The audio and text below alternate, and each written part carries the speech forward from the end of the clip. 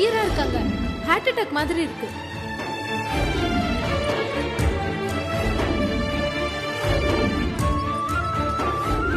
இமீடியட்டா சர்ஜரி பண்ணி ஆகணும்.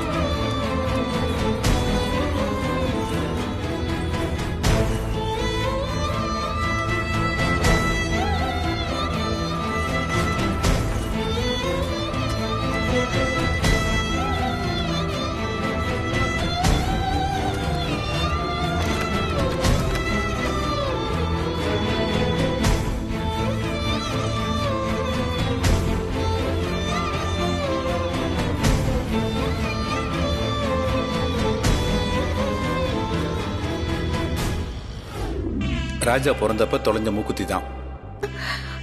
அதே டிசைன்ல தேடி கண்டுபிடிச்சேன். பிடிச்சிருக்கா?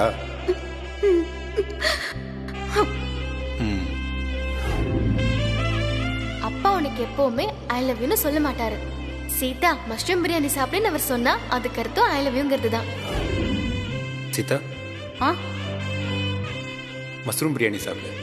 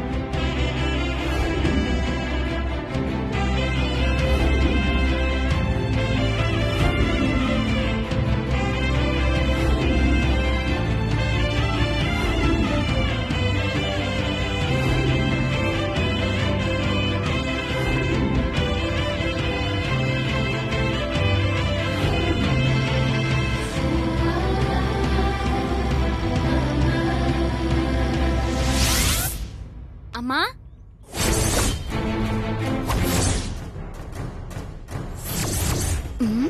என்ன வீடு பூட்டி இருக்கு? ஒருத்தர் கூட காணோம். நமக்கு தெரியும் எங்க போயிருப்பாங்க. ஏய் ரேவதி, இங்க என்ன பண்ற? இல்ல, அம்மாவை பார்க்கலான்னு வந்தேன். வீடு பூட்டி இருக்கு, எங்க போனாங்கன்னு தெரியவே இல்ல. உனக்கு விஷயமே தெரியாதா? இல்லக்கா, எனக்கு தெரியாதே. என்கிட்ட யாரும் எதுவும் சொல்லலையே. உங்க அப்பாவுக்கு ஹார்ட் அட்டாக்.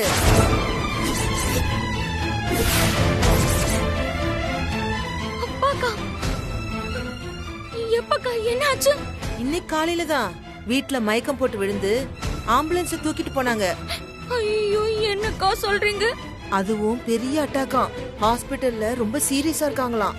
பெரிய அட்டாக்னு யாருக்கா சொன்னா? கொஞ்ச நேரத்துக்கு முன்னால உங்க அம்மா வீட்டுக்கு வந்தாங்க. அப்ப நான் விசாரிச்சப்ப சொன்னாங்க. பாவம், உங்க அப்பா ஆபரேஷனுக்கு 5 லட்சம் ரூபாய் கட்ட சொல்லிருக்காங்களாம். 5 லட்சமா? பணத்துக்கு என்ன பண்றதுனே தெரியலன்னு உங்க அம்மா தவிச்சுக்கிட்டு இருக்கு. சரிக்கா, நான் ஹாஸ்பிடலுக்கு உடனே போறேன். சரிம்மா, பாத்துக்கோ. சரி.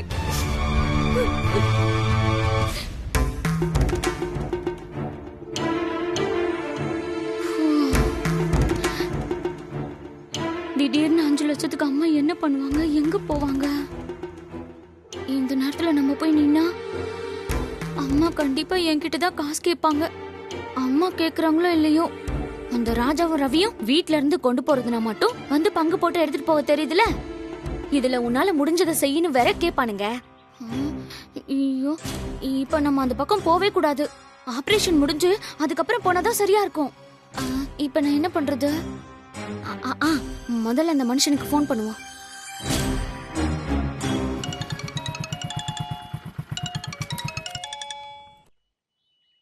சொல்றே. என்ன பண்றீங்க? ஆபீஸ்ல ஒரு முக்கியமான வேலையா வெளியே அனுப்பியிருக்காங்க, அதான் போயிட்டு இருக்கேன். ஏங்க ஏங்க இருங்க, அதெல்லாம் வேணாம். முதல்ல நேரா கிளம்பி வீட்டுக்கு வாங்க. என்னடி, எதுக்கு திடீர்னு வீட்டுக்கு வர சொல்ற? ஐயோ, நான் நேர்ல வந்ததும் சொல்றேன், நீங்க உடனே கிளம்பி வீட்டுக்கு வாங்க. இப்படி உன் இஷ்டத்துக்கு வர சொன்ன என்னடி அர்த்தம்? இங்க பாருங்க, இன்னும் 1 மணி நேரத்துல நம்ம திருப்பதிக்கு கிளம்பணும். திருப்பதியா? ஏண்டி இதெல்லாம் முன்னாடியே சொல்றது இல்லையா? அதான் சொல்லிட்டேன்லங்க, உடனே கிளம்பி வாங்க. நான் அப்படியே ஸ்கூலுக்கு போய் புள்ளைங்க 2த்தையும் கூட்டிட்டு வந்துடுறேன். அப்படியே இன்னொரு முக்கியமான விஷயம். என்ன? இப்போ நான் பேசி முடிச்சதுக்கு அப்புறம் உடனே போனை ஸ்விட்ச் ஆஃப் பண்ணிடுங்க. சுவிட்ச் ஆஃப் பண்ணுமா? எதுக்கு? ஸ்விட்ச் ஆஃப் பண்ணுங்கன்னு சொல்றேன்ல, சும்மா நொய் நொய்னு ஏன் எதுக்குன்னு கேள்வி கேட்டுக்கிட்டு பண்ணுங்க. நான் சொல்றத மட்டும் செய்யுங்க, புரியுதா? எல்லாம் நம்ம நல்லதுக்கு தான் சொல்றேன். மறக்காம போனை ஸ்விட்ச் ஆஃப் பண்ணிடுங்க.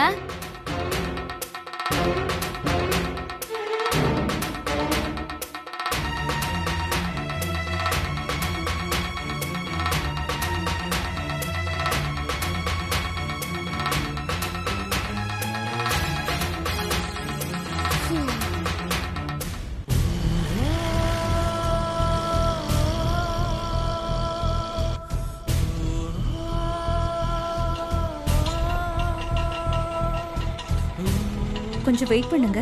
சரிங்கம்மா. வாங்கம்மா. வணக்கம்மா. வணக்கங்க. உட்காருங்க. சொல்லுங்க. இந்த நகையை வைக்கணும். இதுக்கு முன்னாடி நம்ம கடைக்கு வந்திருக்கீங்க? இல்லங்க. வேற எங்கேயாவது நகை அடகு வச்சிருக்கீங்களா? அந்த நிலைமை இது வரைக்கும் வந்ததில்ல. இப்போ ஒரு அவசர தேவை, அதான்.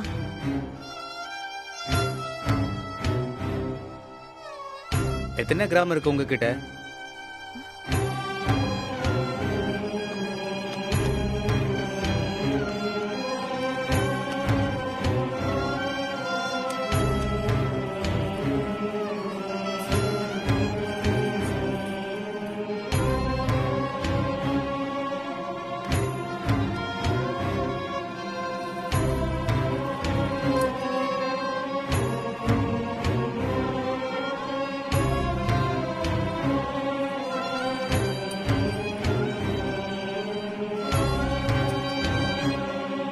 நகை எங்க வாங்கினது?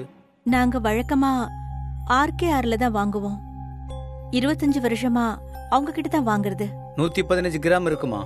எவ்வளவு பணம் வரும்?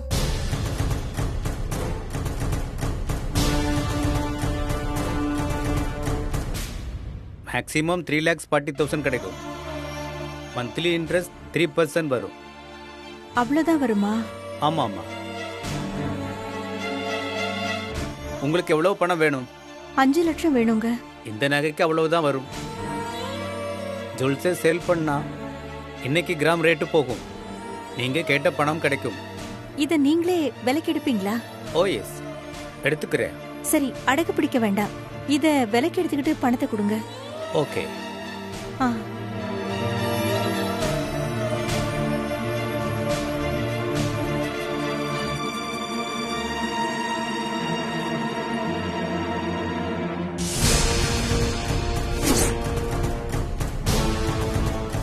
மினிட்ஸ் வெயிட் பண்ணுங்க, பணம் எடுத்துட்டு வரேன்.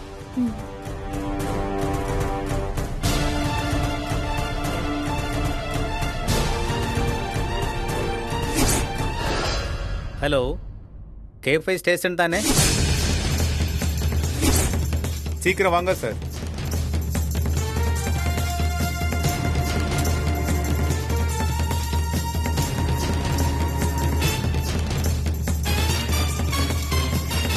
பெரிய அமௌண்ட்டு எடுத்துட்டு வர சொல்லியிருக்கேன்.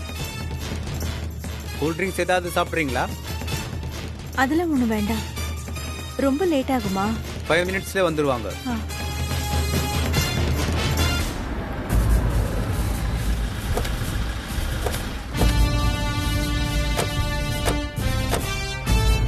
வாங்க சார், வாங்க. இந்த அம்மா தான் சார். ஓ, நீதானா அது? உன்னதான் ரொம்ப நாளா தேடிட்டு இருக்கேன். வா போலாம். ஏய், நீ மட்டும்தான் வந்தியா இல்ல உன் கூட்டாளிங்க யாரையாவது வெளியே நிக்க வச்சிருக்கியா? உன் கூட எத்தனை பேரு? எத்தனை வருஷம் அந்த வேலையை பார்த்துட்டு இருக்க? சார் என்ன சொல்றீங்கன்னு எனக்கு புரியல சார்.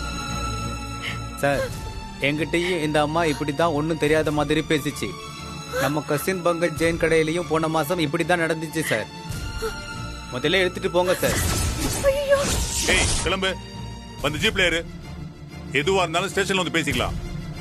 கான்ஸ்டபிள் இழுத்துட்டு வாமா. ஐயோ சொல்றீங்க விடுங்க. சார் சார் எதுக்கு சார் கூட்டி போறீங்க? ஓ சொன்னாதான் வருவீங்களோ? நீ விக்க கொண்டு வந்த நகை எல்லாமே டூப்ளிகேட் நகை. ஐயோ இல்ல சார். அத்தனையும் கவரிங். ஐயோ இந்த டீடைல் போதுமா, இன்னும் வேற ஏதாவது வேணுமா? சார் எனக்கு ஒண்ணும் புரியல சார். ஐயோ நான் என்ன பண்ணுவேன்? ஐயோ நான் மோசம் போயிட்டேனே. ஐயோ சார். அம்மா என்ன இப்ப எது கலறீங்க? சார் இந்த நகை அத்தனையும் நானும் என் வீட்டுக்காரரும் கொஞ்சம் கொஞ்சமா பணம் சேர்த்து வச்சு சீட்டு போட்டு செலவு மிச்சம் பண்ணி நாங்களே நேர்ல போய் எங்க கையாலேயே வாங்குனது சார். இப்போ இத கவரிங்னு சொல்றீங்களே. சரி எதுக்காக இதை விற்க வந்தீங்க? என்னோட வீட்டுக்காரருக்கு இன்னைக்கு காலையில திடீர்னு அவருக்கு ஹார்ட் அட்டாக் வந்துடுச்சு. ஹாஸ்பிட்டல்ல அவர் அட்மிட் பண்ணிருக்கோம். ஆபரேஷன் பண்றதுக்கு ஹாஸ்பிட்டல்ல 5 லட்சம் வேணும்னு சொல்லிருக்காங்க. நானும் என் பசங்களும் என்னென்னமோ முயற்சி பண்ணியும் பணம் எங்கேயுமே கிடைக்கல. அதனாலதான் இத வித்துடலான்னு முடிவு பண்ணி இங்க வந்த. என்னோட புருஷன் அங்க உயிருக்கு போராடிட்டு இருக்காரு சார். லேட் பண்ற ஒவ்வொரு நிமிஷமும் அவர் உயிருக்கு ஆபத்துன்னு டாக்டர் சொன்னாரு சார். இப்ப நான் பணத்துக்கு என்ன சார் பண்ணுவேன்?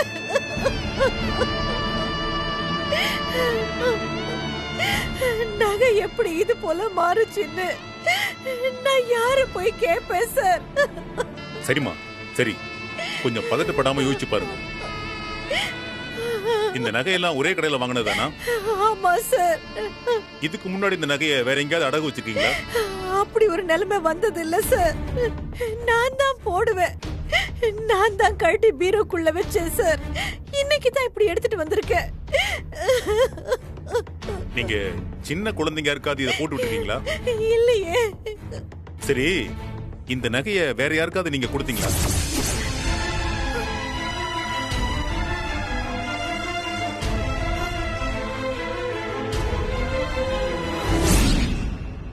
அம்மா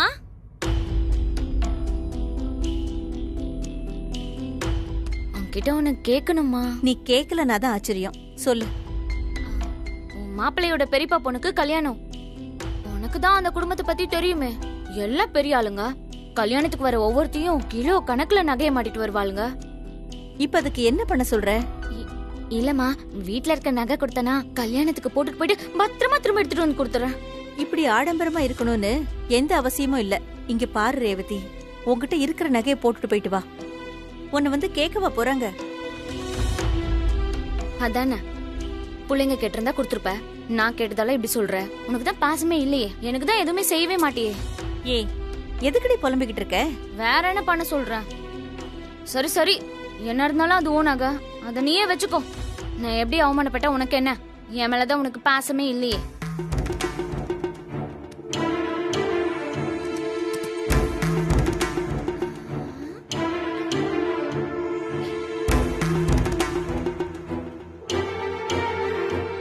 இந்தா, எனக்கு ஒண்ணும் வேணாம். புடிடி. இதுல என்னோட வளையல் செட்டு, ஆரம், நெக்லஸ் எல்லாம் இருக்கு. பார்த்து ஜாக்கிரதையா போட்டுட்டு போயிட்டு வா. சரிம்மா, நான் 2 நாள் கழிச்சு திருப்பி கொடுத்துறேன். 2 நாளா? நாளைக்கு தானே கல்யாணம்னு சொன்ன? அம்மா, கல்யாணம் பொள்ளாச்சில நடக்குது. அடுத்த நாளே மறுவீட்டு அழைப்பு. உன் மாப்பிள்ளையோட கடைசி தங்கச்சி கல்யாணம் வேற. உடனே வர முடியுமா? அடுத்த நாள் இங்க வந்துருவோம். வந்த உடனே முதல் வேலையை இத கொண்டு வந்து உன் கையில கொடுத்துறேன். பத்ரம் ரேவதி.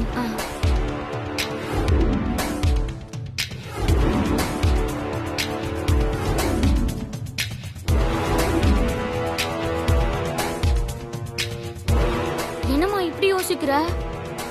இங்க பாரு, என்கிட்ட இருந்தா லாக்கர்ல இருக்கிற மாதிரி நீ ஒன்னும் கவலைப்பட வேணாம். உன் நகை பத்திரமா உன்னை தேடி வரும். போதுமா? சார். சொல்லுங்கம்மா,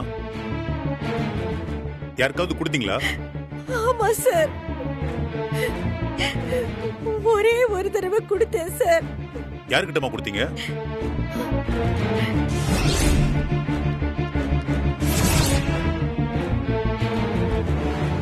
என்னம்மா, எதுக்குமா அழறீங்க?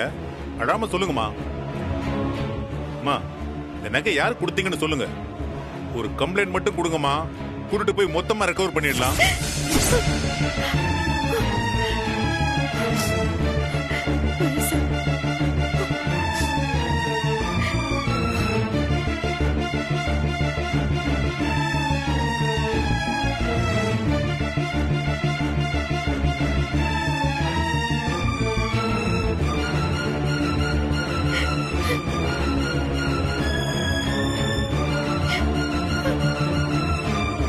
என்னாச்சுமா, யாருன்னு சரியா தெரியலையா?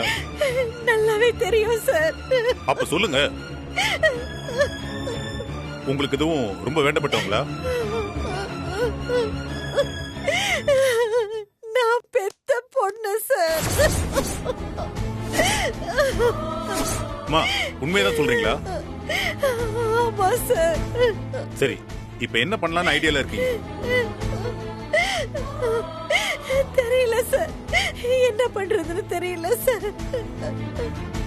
ஐயோ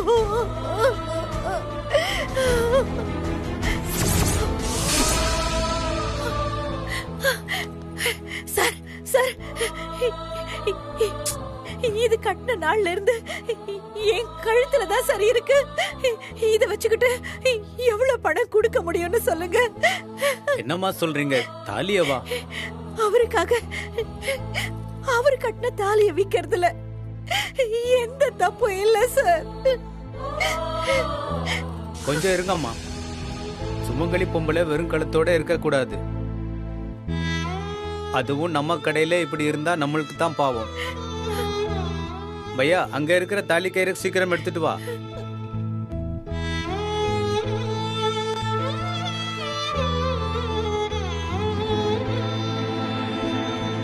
இந்தாங்கம்மா, இத கட்டிட்டு அதை கழட்டி கொடுங்க.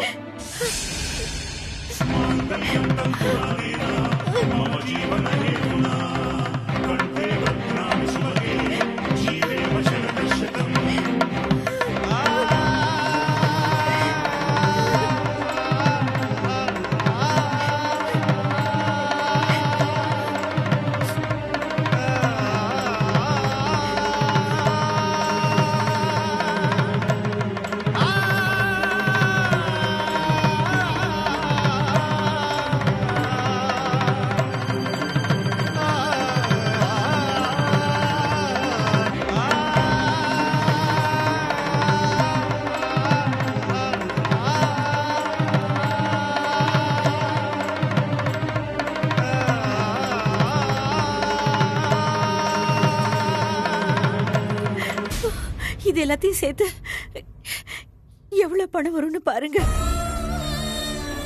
கொடுங்க. கொஞ்சம் இருங்க.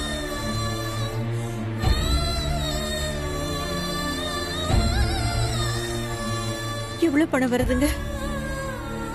ரவுண்டா 1 லேக் வரும். கொடுங்க சார். இதை வச்சுட்டு 1 லேக் பணம் எடு.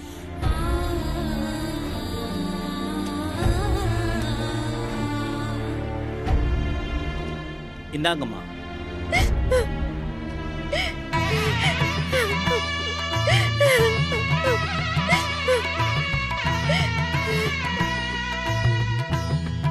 இத பாருங்கம்மா, இனிமேலாவது கொஞ்சம் ஜாக்கிரதையா இருங்க. அதுவும் குறிப்பா கூட பிறந்தவங்க, பெத்த பிள்ளைங்க கிட்ட எல்லாம் ரொம்ப ரொம்ப ஜாக்கிரதையா இருக்கணும். அவங்களை எப்பவுமே நம்பாதீங்க. இது உங்களுக்கு ஒரு பாடமா இருக்கட்டும். ஜாக்கிரதையா போங்க. இந்தாங்கம்மா, இதெல்லாம் எடுத்துட்டு போங்க. வாங்கிக்கோங்க. ரொம்ப நன்றி சார். வரேன் சார், வரேன். வாங்க. ம்.